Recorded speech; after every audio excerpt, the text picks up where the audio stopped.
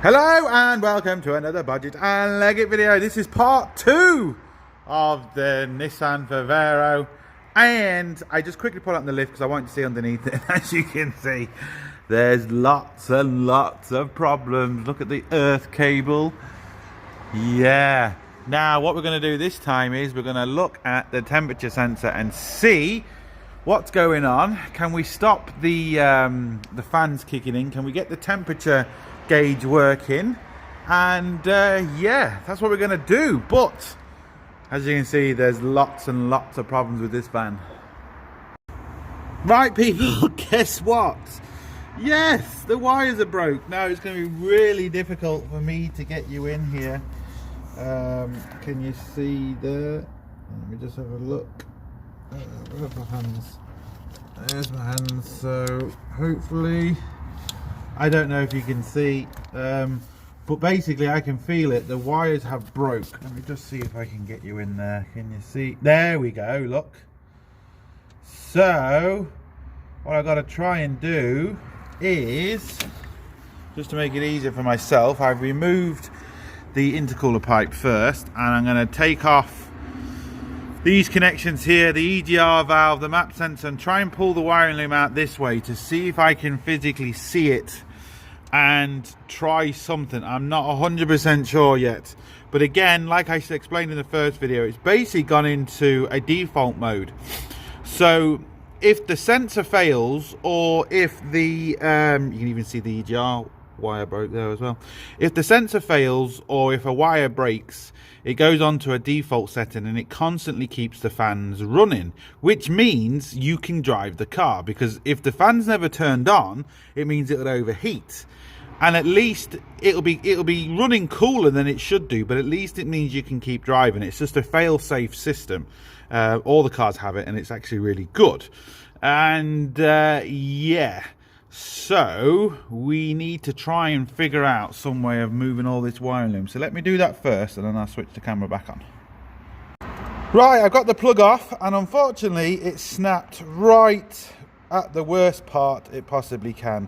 We can unpin it and resolder it and do all that, but believe me, that's just a ball ache and I can't be bothered. So what I did is I've got one of these. Now I keep all my wiring looms off anything I ever scrap, and as you can see, there is part of a wiring loom, which allowed me to get this out. This is out of a Renault Traffic, not a Nissan, but as you can see, same connection, same colours, same everything. So it doesn't really matter about the wire colour as long as you get them in the right place. But it's just going to be so much easier for me to solder this on to the wires, which are, where are they?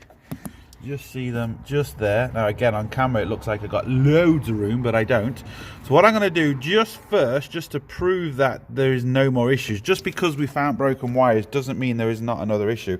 I'm just going to just cut these wires. I'm not going to cut the length of the wire, because it's always best to have the longer wire, and you can always cut it down to size. So I'm just going to take off the old protective sheath and I'm just going to wrap the wires together, clip it in, and just turn the ignition on and just see what happens.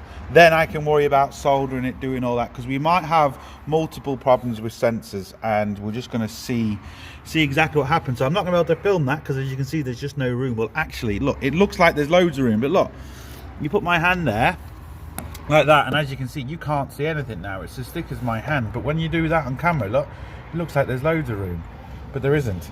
So I might just cut this back a little bit, just so I can pull the wires and have the wires kind of here. That's what I'll do. That'll make a bit more sense. Right, so we'll put the key in the ignition, make sure we get the right one. We don't need that in there anymore. And we'll turn it on.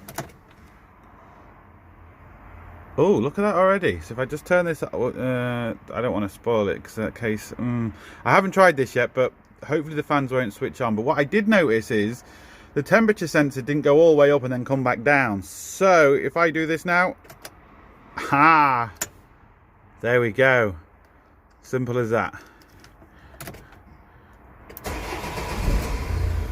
I haven't put the turbo pipe back on, so it's going to be revving slightly funny, and obviously the EGR valve's still a bit dodgy, but we are reading temperature now. and no more fans. So like I said, that was the default strategy, and you'll find that on most cars, if not all of them. Well, in fact, all of them, all that I've ever seen anyway. That basically what it does is, if them wire breaks or the sensor goes faulty, it automatically will switch the fans on. It means, because your car's not going to be overheating, but it means you can drive it, get where you need to go and get it fixed, rather than be stranded in the middle of the road, which is obviously brilliant.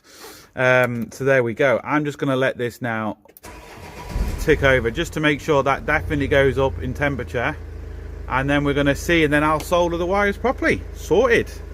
Right, as you can see, the temperature gauge is going up nicely.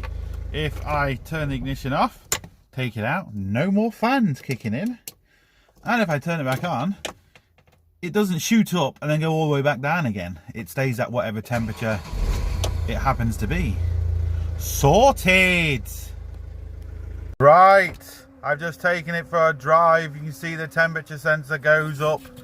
That's the window making that noise. It starts good. Temperature sensor goes up and down as it's supposed to. Everything works fine apart from the EGR valve still, but we're getting there. We are getting there. No more fans kick in. As you can see, the temperature sensor goes down. Turn on the ignition, it goes up to whatever temperature it is, and it doesn't go back down. So it's all done, sorted. So that's it. So look, hope it helps. Please like, share, comment and subscribe. Don't forget, links up here, links down below, but most importantly, don't forget, get your hands dirty. See you for the next one. Sorted.